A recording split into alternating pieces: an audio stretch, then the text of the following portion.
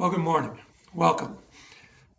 Yesterday, we heard the so-called friends of Job begin a second round of what we can only see as attacks on him.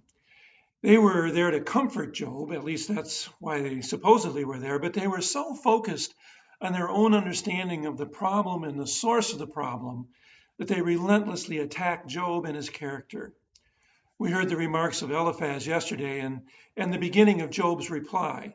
Today, we'll hear the rest of Job's reply, and we'll hear some remarks from Bildad, and then Job's reply to Bildad, Job's reply to Bildad contains one of the most beautiful statements of our hope in the whole of Scripture, at least from my point of view. As we return to Job's reply in chapter 17, we hear Job describing himself as broken in spirit by those who mock him and attack him. He calls out to God to support his pledge of innocence. He's calling God as his witness, essentially. He describes his friends as unable to understand, suggesting even that God has closed their minds, that they just simply are never going to understand. Job describes instead true friends who are righteous and loyal, friends who would defend the innocent rather than attack them. So Job laments that his dreams are shattered and that all that is left for him at this point is simply to die and decay. As low as Job clearly is when he stops speaking at the end of chapter 17, Bildad begins to speak and he picks up the assault on Job all over again, right from where it was left off by Eliphaz. He's essentially arguing with Job at this point, not something you really should be doing if you've gone to comfort someone else. Stoking an argument with them isn't really quite the way to comfort somebody. And after speaking harsh personal words to Job, he continues with one allusion after another to what he presumes is Job's guilt.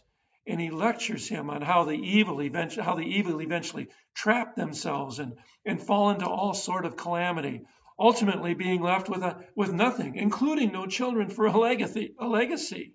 Well, all you can say to that is, ouch. Those are strong words to lay on a man who has just begun to mourn the loss of 10 children, and all at once. Job knows that in spite of his friend's insistence, godly people also experience trouble. Bildad has said his piece, I guess if you can call it that, and Job now is going to respond once again. So Job's response in chapter 19, it expresses the torment that he feels at being forsaken, or at least what he feels like as having been forsaken. He notes that if he is indeed hiding some great sin, as they say, that, that's between him and God.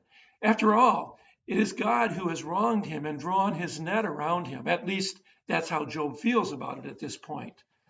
Job's going to later regret those words, but for now he goes on to express how he feels abandoned, blocked off, stripped of his honor and power, and even made an enemy by God. And because God is treating him in such a way, his kinsmen and friends, his servants, and even strangers treat him poorly as well. He's alive by the skin of his teeth, but no more than that.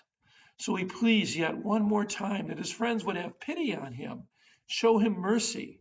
After all, the hand of God has struck him. Must they as well? But then, Job is carried above it all, at least for a moment. He says this, he says, "Oh, that my words were recorded, that they were written on a scroll, that they were inscribed with an iron tool on lead or engraved on a rock forever. I know that my Redeemer lives, and then at the end he will stand upon the earth. And after my skin has been destroyed, yet in my flesh I shall see God. I myself will see him with my own eyes. I and not another. How my heart yearns within me." Man, what great hope Job is expressing in the face of immeasurable grief. What a strong statement of faith in the face of relentless assault of his friends who are playing right into the hands of the devil as they assail Job relentlessly with false accusations, which is, of course, the devil's forte. Remember that Job had never said that he was not a sinner. He was simply saying that his present situation was not God punishing him for some specific or some special sin. He was being unjustly accused, and he defended himself vigorously. But here we reach the bottom line. The hope that the devil had planned to squeeze out of Job, that hope in God, still remains. Job's confidence in the resurrection, Job's confidence in his Redeemer, Job's confidence in life with him makes his heart yearn all that much more, all that much more to realize that hope that he has and to realize it soon. Remember those words of Job. Memorize them. Make them your own. They will serve you well until that day when Jesus does indeed return and you stand before him side by side with Job. Now, Job wraps up his reply with a warning to his friends. He warns them that in their zeal to put the sword, as he puts it, to Job by their false accusations, they may well find themselves under the threat of punishment by the sword, a warning that turns out to be quite prophetic.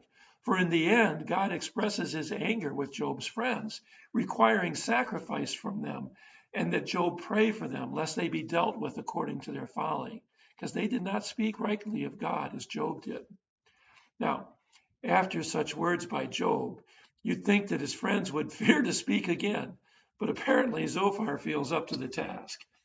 So as we pick up in chapter 20, Zophar has a thing or two to say about Job's reply to Bildad, as well as Job's reply to his own first remarks. Zophar quickly digs in. He wastes no time getting right back to his original theme that Job must have committed some special evil, or these things wouldn't be happening to him. Zophar uses such beautiful words when he does this. He uses majestic prose. He wraps his comments in them. But you know what? In spite of all that, his words are shallow, they're hollow, and quite frankly, they're just plain wrong. Good is not always blessed in this world, and evil does not always suffer in this life. The righteous may indeed suffer in this life for no apparent cause, and the wicked may prosper while walking on this earth in spite of their sin. Zophar has no room in his theology for that truth, as he waxes on with great eloquence about how the evil will be destroyed in this life, something that may seem fair and just to us, but simply is not true. Tomorrow, we'll begin with Job's reply and his plea to his friends to truly listen to what he, Job, is saying. May God be with you and bless you. I look forward to gathering again with you tomorrow.